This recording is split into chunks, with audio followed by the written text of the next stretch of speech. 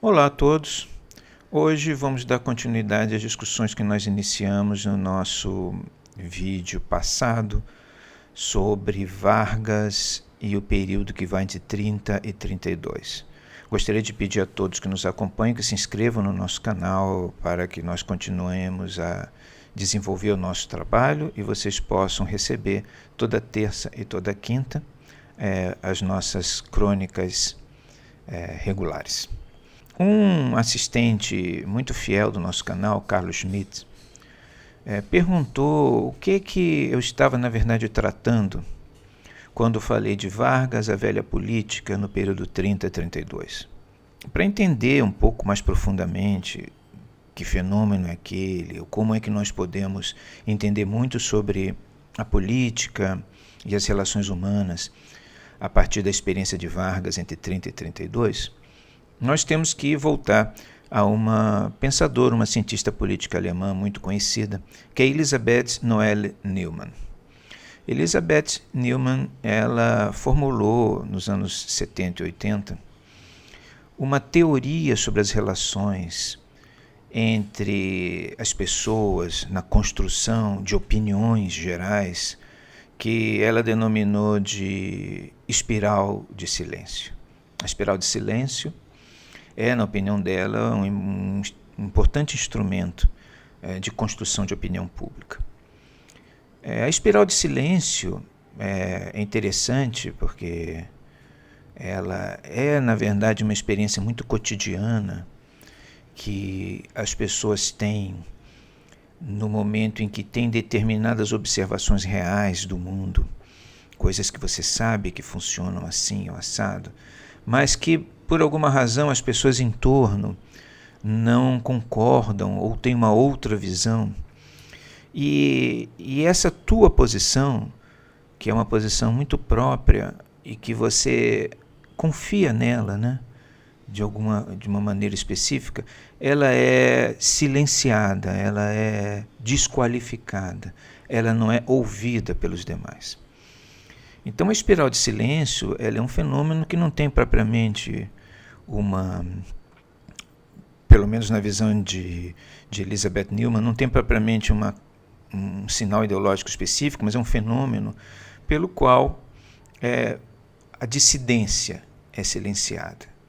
E isso acontece, segundo Elisabeth Neumann, por algumas razões, mas vamos nos concentrar nas principais.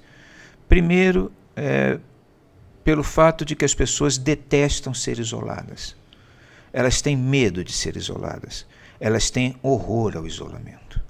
E essa atitude faz com que as pessoas reajam de uma forma submissa a todas as tentativas de silenciá-la. Ou seja, elas cedem à opinião dominante. E elas cedem não só porque as pessoas tendem a acompanhar as opiniões majoritárias, mas também porque as pessoas não confiam em si mesmas. Elas não confiam muito, isso é uma pesquisa, ela fez pesquisa sobre isso. A maior parte das pessoas não tem muita confiança naquilo que acreditam ou naquilo que acham, né? Então, tudo isso, somado à ideia ou à ameaça terrível de ser totalmente isolada, faz com que esses núcleos dissidentes de opinião sejam dissolvidos no conjunto de opinião geral. É claro que esse é um fator muito forte de construção de consensos na sociedade, ou em setores da sociedade, ou em determinados núcleos. A espiral de silêncio, ela funciona normalmente quando uma determinada posição, ela é uma posição hegemônica, ela é uma posição que dentro de um determinado meio, de determinada estrutura, essa posição, essa opinião, ela está consolidada de alguma maneira. Mas a espiral de silêncio, quando ela é mantida, duas coisas, quando ela é mantida em direção a um foco de dissidência, ela sinaliza uma preocupação com a quebra da opinião pública dominante. Mas quando você vive uma crise nas estruturas de opinião, a espiral de silêncio ela não obtém mais os efeitos necessários. Eu falava de Vargas porque Vargas é claramente uma pessoa que enfrenta uma espiral de silêncio. Entre 30 e 32, na medida que Vargas ele sustenta uma posição de ruptura, Vargas é crescentemente isolado.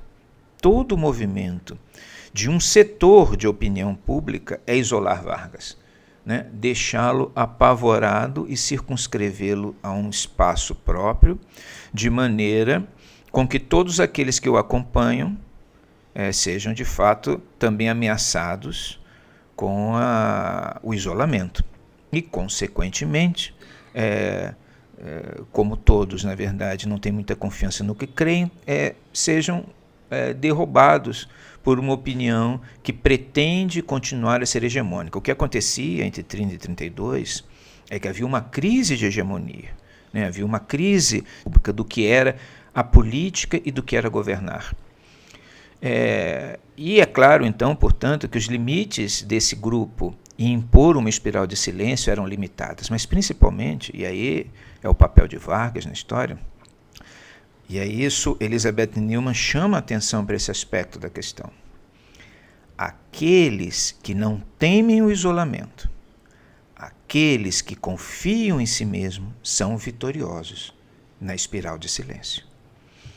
O que ela quer dizer com isso? Ela quer dizer que mesmo numa situação de opinião dominante, mesmo numa situação onde não há crise, aquela pessoa que está inserida na espiral de silêncio e que teria tudo para ceder, mas se ela confia no que ela acredita, confia nela mesma como pessoa, e se ela não tem medo do isolamento, ela já é vitoriosa.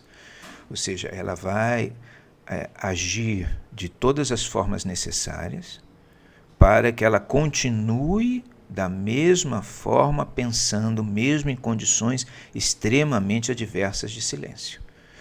No caso do pensamento, e eu até posso tirar isso por experiência própria, existe de fato, né, e também eu falo do pensamento de uma forma geral, nas universidades, no mundo científico, é assim que as coisas funcionam, né? Mas quando a pessoa tem uma crença em si própria e não tem o receio do isolamento, ela, de qualquer forma, ela segue o seu caminho dentro daquela dissidência, e dentro daquela dissidência ela se realiza dentro daquilo que é possível a um dissidente se realizar. Agora, quando você tem uma situação de crise ou de colapso da opinião pública, quando aquela opinião dominante já não se sustenta, por qualquer razão que seja porque a ciência já avançou muito, seja porque as opiniões em geral mudaram muito e uma determinada visão já não se sustenta mais, aquele que confia em si próprio e aquele que não tem medo do isolamento, ele pode e deve ser, na verdade, ele se torna, diz Elizabeth Neumann, o pilar, o vetor de refundação da opinião. E isso para ela é uma coisa assim, muito interessante, porque de qualquer forma, mesmo quando não está em situação de crise, aquele que está inserido na espiral de silêncio usa a espiral de silêncio como trampolim. Mas quando está numa situação de crise, isso ainda é mais evidente ainda. A espiral de silêncio, a opinião pública dominante, é o cenário no qual aquele dissidente pode transformar a sua opinião de dissidente em dominante. Me parece que isso se aplica, essa tese da Elizabeth Neumann, ela se aplica perfeitamente a Vargas em 30 e 32, né? Ela se aplica a Vargas porque você vê claramente Vargas extremamente confiante em si próprio, sem nenhum medo de ser isolado, sem nenhum medo de ficar sozinho, né? Nenhum medo. E confiante de que no colapso da opinião, a espiral de silêncio ou a opinião dominante é o cenário no qual ele constrói a sua própria visão de mundo. E essa visão de mundo pode substituir a outra. Esse processo, então, é um processo doloroso, porque aí Elizabeth Neumann diz que entre os dissidentes, Existem aqueles, por exemplo, que sofrem. Existem os que sofrem. Esses que sofrem, eles sofrem com a espiral, eles sofrem com a situação a qual estão submetidos.